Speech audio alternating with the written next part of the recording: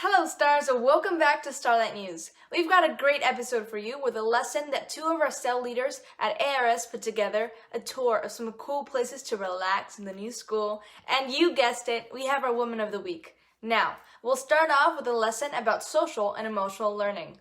Some of you may have been lucky enough to have some of the social and emotional learning leaders at ARS join you in your advisory or classrooms.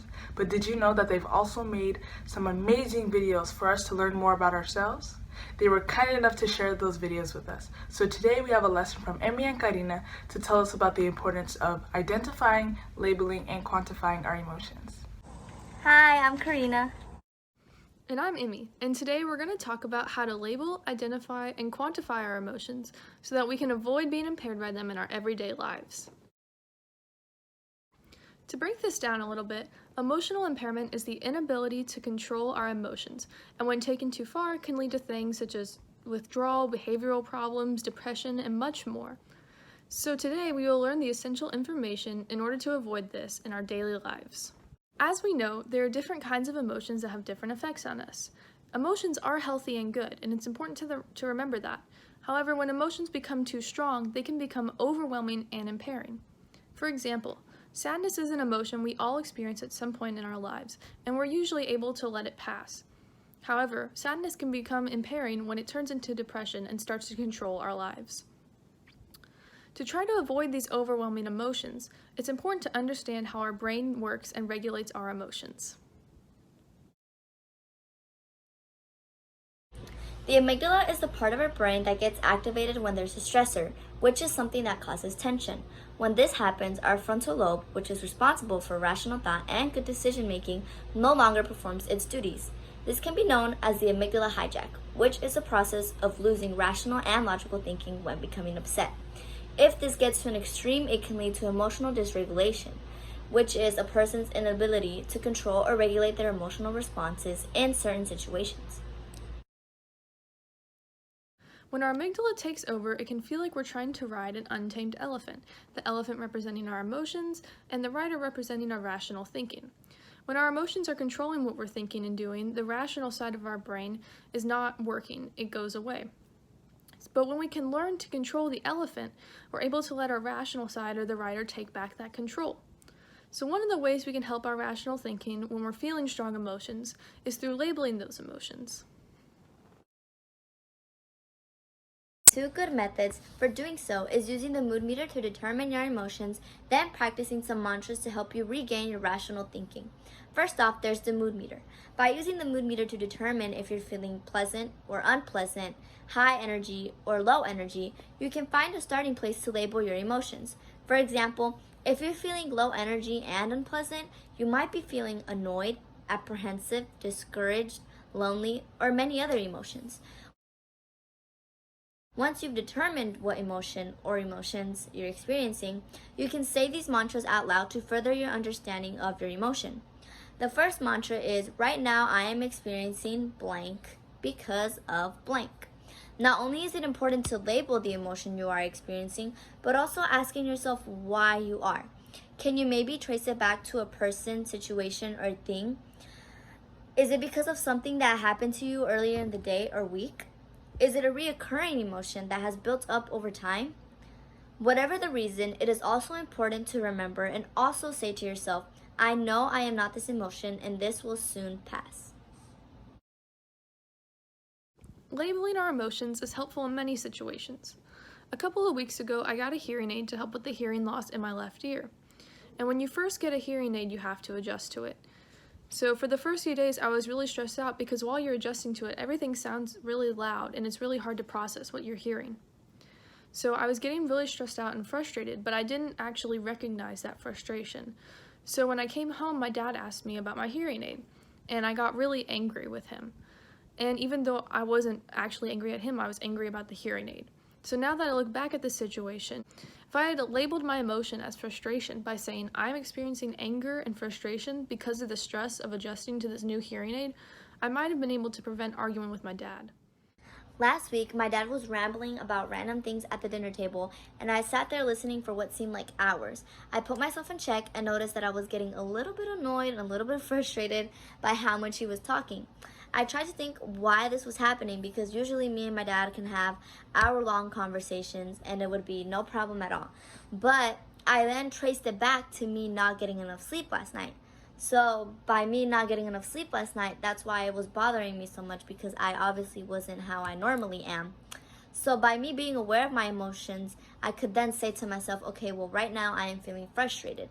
And I could then reflect and trace it back to what might have caused that emotion.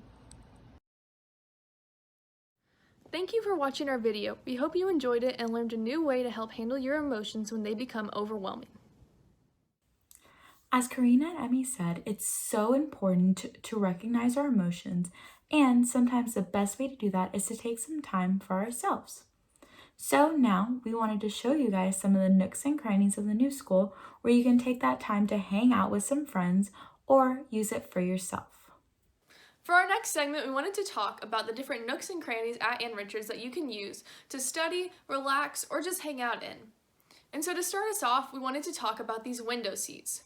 Now these are ledges that stick out of the windows, and you can find them in different areas around the school. These windows are great to sit in and look outside, or maybe get some studying done if you just wanted to be close to an area where you can take a second and look out at the view. Our next area are these squishy stairs. Now these stairs are really comfortable, and they're great because you can prop up your feet different on them and have different ways of sitting or laying down to study, or again, just hang out and relax. Our next space are these study rooms, and you can find the study rooms all throughout the school in the different neighborhoods and academic hallways. These study rooms are great for, again, studying because they allow for quiet space to get work done, relax, or maybe hang out with your friends. Next up, we have the rocking chairs, which can be found in the courtyard. The rocking chairs are really cool, and you get to be outside in the open air, which I personally really enjoy. And our final location is the bean bags, which are under the stairs in the commons. And as you can see, there's a wall under the stairs too, with little tubes, and they have papers in them where people have written motivational things or kind words. So you can lay down in the bean bags, take out a note, read it, and maybe feel a little bit better.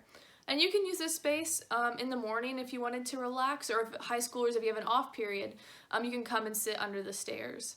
And this is a great way to just hang out, maybe get some motivation when you're struggling. So we hope you enjoyed these nooks and crannies throughout the school, and we hope that you go around and find even more.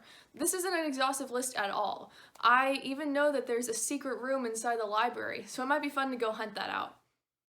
This week's Woman of the Week is someone who is a disability rights activist, researcher, and continues to be a trailblazer in disability visibility. Do you know who she is? Alice Wong, who has a spinal muscular atrophy, was born on March 27, 1974, in the suburbs of Indianapolis, Indiana. Her parents were immigrants from Hong Kong. Being born with spinal muscular atrophy, a neuromuscular disorder, she stopped walking at around the age of 7 or 8. Alice Wong went on to attend Indiana University at Indianapolis, where she earned her bachelor's degree in sociology and English in 1997. In 2004, she went on to obtain her master's degree in medical sociology. Through this, she worked as a staff research associate for the University of California, San Francisco for 10 years. During this time, she was a part of many different disability-related research projects and co-authored an online curriculum for the Community Living Policy Center, a rehabilitation research and training center funded by the National Institute on Disability, Independent Living, and Rehabilitation Research. From 2013, for 2 years, Alice served as a member of the National Council on Disability, which she was appointed to by President Barack Obama. She is also an advisory board member for Asian and Pacific Islanders with Disabilities of California, which aims to give voice to Asian and Pacific Islanders with a disability. In 2014, on the 25th anniversary of the Americans with Disabilities Act of 1990, she founded the Disability Visibility Project to create, share, and amplify disability media and culture by collecting historical recordings of interviews with disabled people in the United States. Alice is also a co-partner in 4 projects: DisabledWriters.com, #CripLit, #CripTheVote, and Access is Love. In 2015, Wong attended the reception at the White House for the 25th anniversary of the Americans with Disabilities Act via a telepresence robot. She was the first person to visit the White House and the president by robot presence. As time went on, Wong received many awards for her groundbreaking work in disability visibility. Alice Wong stood for bringing awareness and voices to the disabled who are often left out and unheard. She put importance on telling their stories and reminding others that they are human too, full of life, dreams, ideas, and goals. So we will now leave you with a quote from Wong to remind you to embrace yourself in your entirety and to not go seeking this idea of perfection. She said, "The price is simply too high to live chasing cures, because in doing so, I'm missing living my life. I know only that in chasing to achieve the person I once was, I will miss the person I have become." Thank you so much for watching another edition of Starlight News. Before we head off, we wanted to remind you that April Friends Mobile Loaves and Fishes Drive is still going on, so make sure to drop your donations off at the front of the school. We hope you have a great week, and we'll see you next time.